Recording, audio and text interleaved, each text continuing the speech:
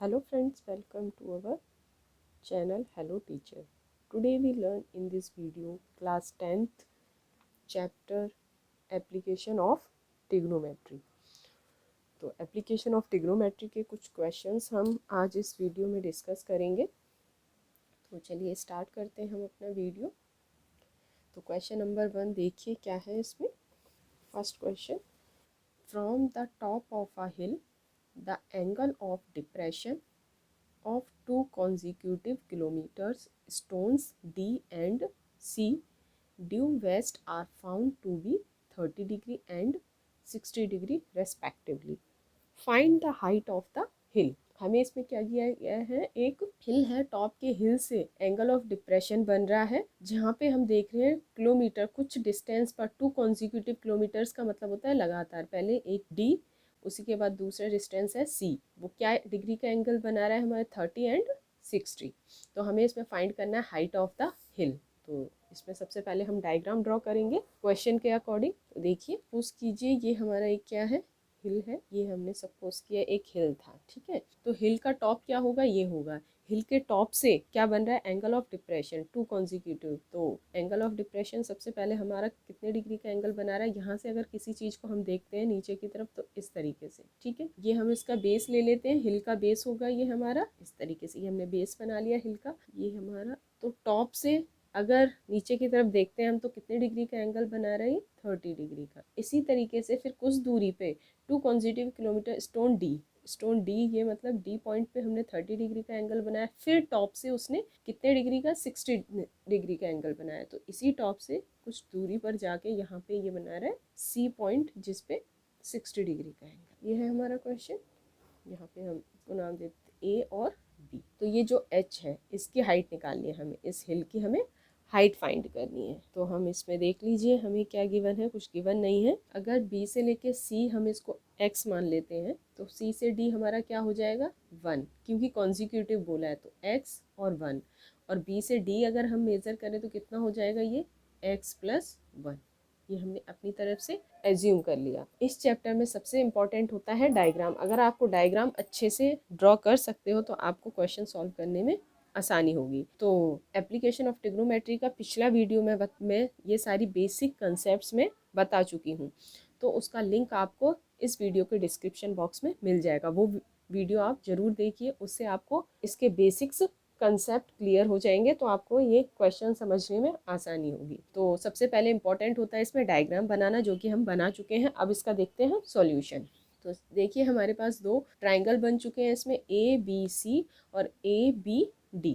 तो स्टार्ट करते हैं हम सॉल्यूशन। लिख लेते हैं हम सॉल्यूशन। तो सबसे पहले हम ट्राइंगल लेंगे इसमें, ये वाला ए बी सी। तो मैं यहाँ लिख देती हूँ in triangle A B C. हमें फाइंड करनी है हाइट, यानी कि ये वाली साइड हमें लेनी है और इसमें ये वाली साइड। तो अगर हम ये देखें, अगर ये 90 डिग्री बन रहा है तो इसमें ये हमारा क्या हो जाता है, ये हमारा परपेंडिकुलर होगा और ये हमारा बेस होगा। तो हम इसमें हमारा 60 डिग्री का, तो हम यहाँ पे लिख सकते हैं tan 60 degree is equal to, tan 60 degree is equal to क्या होगा हमारा, tan 60 हमारा क्या होता है, P/B, यानी कि परपेंडिकुलर अपॉन में बेस। तो परपेंडिकुलर क्या हो जाएगा हमारा ए बी, तो मैं यहाँ लिख सकती हूँ ए बी अपॉन में बेस हमारा क्या हो जाएगा बी सी।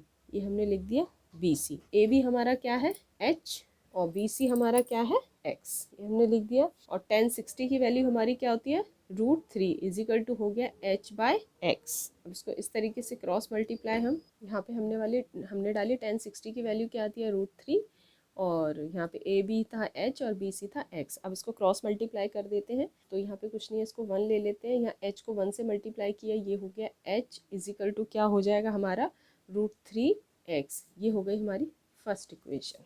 अब देखिए दूसरा ट्राइंगल हम लेते हैं ए बी डी। अभी मैं यहाँ लिख देती हूँ in triangle A B D. तो यहाँ पे ए बी डी में देखिए कितने डिग्री का एंगल बन रहा है, 30 डिग्री का। तो यहाँ पे tan 30 degree is equal to क्या हो जाएगा, अब इस पूरे ट्राइंगल के लिए देखिए ये परपेंडिकुलर और ये पूरा क्या हो जाएगा बेस। तो मैं यहाँ पे लिख सकती हूँ ए बी अपॉन में डी बी।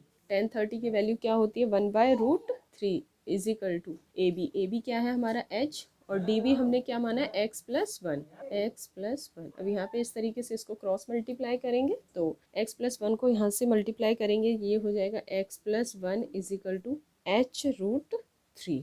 ये हो गई हमारी सेकेंड इक्वेशन। हमारे पास दो इक्वेशन आ चुकी हैं। अब हम क्या करते हैं, पुट h की जो वैल्यू है हम इस इक्वेशन में पुट कर देंगे। तो हम यहाँ पे लिख सकते हैं from 1 equation put value in equation 2 we get. हमें क्या रिजल्ट मिलता है, तो देखिए हमारी इक्वेशन क्या है, हमारी x plus 1 equal to h root 3। तो x plus 1 as it is रहेगा, h की जगह हम क्या लिख सकते हैं, रूट 3x। तो मैं यहाँ पे h की जगह यहाँ पे वैल्यू पुट कर सकती हूँ रूट 3x और मल्टीप्लाई में रूट 3।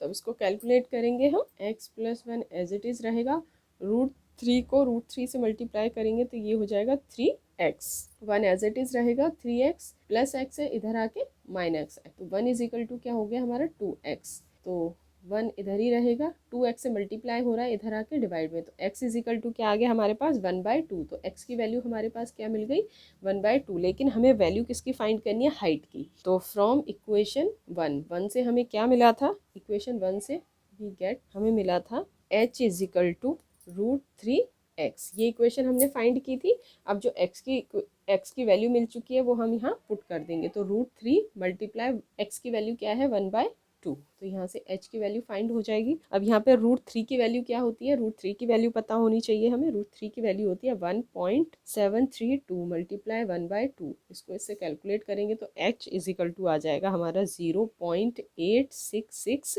किलोमीटर। और हमें आंसर किस में पूछा गया है, मीटर में। तो हम इसको यहाँ पे लिख सकते हैं 8600 मीटर। तो हाइट ऑफ द हिल कितना आ गया है हमारा 8.866 मीटर। ये था हमारा इस क्वेश्चन का सॉल्यूशन। बढ़ते हैं हम अपने अगले क्वेश्चन की तरफ। ये देखिए क्वेश्चन नंबर 2।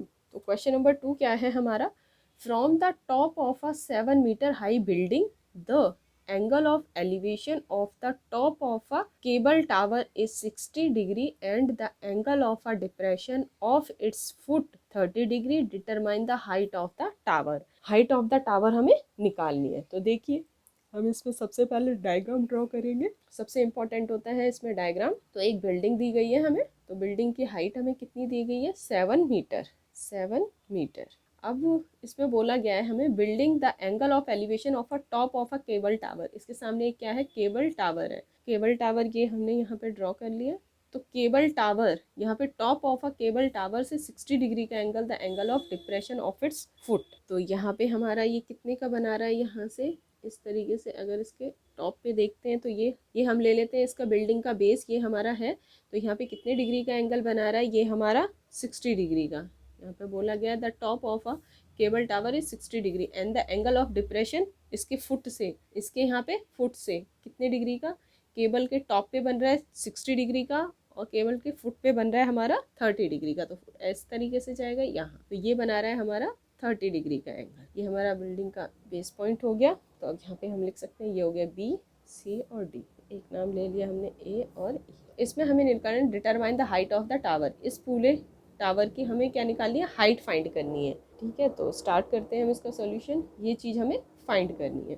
तो देखिए हम लेते हैं, हम एक ट्रायंगल लेंगे इसमें ABC। ये ट्रायंगल यहाँ मैं लिख देती हूँ इन ट्रायंगल ABC। तो हमें क्या हो जाएगा, ABC में हम लेंगे 10 60 डिग्री। 10 60 डिग्री हमारा क्या होता है P/B। तो इसमें परपेंडिकुलर हमारा क्या हो जाएगा ये, और बेस क्या हो जाएगा AC। तो मैं यहाँ पे लिख सकती हूँ BC अपॉन में AC। तो 10 60 की वैल्यू हमारी क्या होती है √3 इज इक्वल टू हो जाएगा हमारा BC अपॉन में AC। इससे क्रॉस मल्टीप्लाई कर देते हैं इधर और यहाँ इधर। तो BC इज इक्वल टू क्या हो जाएगा हमारा AC √3। ये आ गई हमारी फर्स्ट इक्वेशन। अब दूसरा ट्रायंगल क्या है हमारा ACD। अब सेकंड ट्रायंगल हमारा क्या है, इन ट्रायंगल ACD में देखेंगे हम। तो इसमें कितने डिग्री का एंगल बन रहा है हमारा 30 डिग्री का। तो हम यहाँ पे लिखेंगे 10 30 डिग्री इज इक्वल टू, इसमें हमारा परपेंडिकुलर हो जाएगा CD और बेस हो जाएगा AC। तो हम यहाँ लिख सकते हैं CD अपॉन में AC। 10 30 की वैल्यू क्या होती है √3 is equal to CD upon में AC। और देखिए हमें CD, अगर AE 7 मीटर है तो ये भी C से D कितना हो जाएगा हमारा 7 मीटर। तो 1/√3। तो C से D की वैल्यू हम क्या लिख सकते हैं, C से D की वैल्यू हम 7 अपॉन में AC तरीके से मल्टीप्लाई कर देंगे तो AC इजिकल टू क्या हो जाएगा 7√3। AC की वैल्यू हमें यहाँ से 7√3 मिल गई। अब देखिए हमारा यहाँ से क्या है, हम यहाँ पे AC की वैल्यू क्या कर सकते हैं, पुट कर सकते हैं। तो देखिए यहाँ पे हम लिख सकते हैं फ्रॉम 1 एंड इसको number 2, from 1 and 2 equation we get. तो BC इजिकल टू क्या है हमारा AC√3। तो AC की वैल्यू अभी हमें कितनी मिल गई 7√3 मल्टीप्लाई में √3, इसे कैलकुलेट करेंगे तो 7 मल्टीप्लाई 3, तो ये कितना हो जाएगा हमारा 21। तो BC की वैल्यू हमें कितनी फाइंड हो गई 21। लेकिन BC की वैल्यू हमारी सिर्फ यहाँ से यहाँ तक मिली है, ये हमें 21, लेकिन हमें हाइट ऑफ द टावर पूरी निकालनी है। तो 21 में हम कितना ऐड कर देंगे 7, तो टोटल हाइट निकल जाएगी। तो मैं यहाँ पे लिख देती हूँ height of tower is equal to हो जाएगा हमारा BC प्लस CD। तो BC की वैल्यू हमारी कितनी है 7 सेंटीमीटर, 7 मीटर प्लस में 21 मीटर, तो टोटल कितना हो जाएगा ये 28 मीटर। तो ये थी हाइट ऑफ द टावर। ये था हमारा इस क्वेश्चन का सॉल्यूशन। आई होप आपको ये क्वेश्चंस अच्छे से समझ में आए होंगे। Friend, like this video, please subscribe my channel and share with your friends. Thank you so much for watching this video. मिलते हैं नेक्स्ट वीडियो।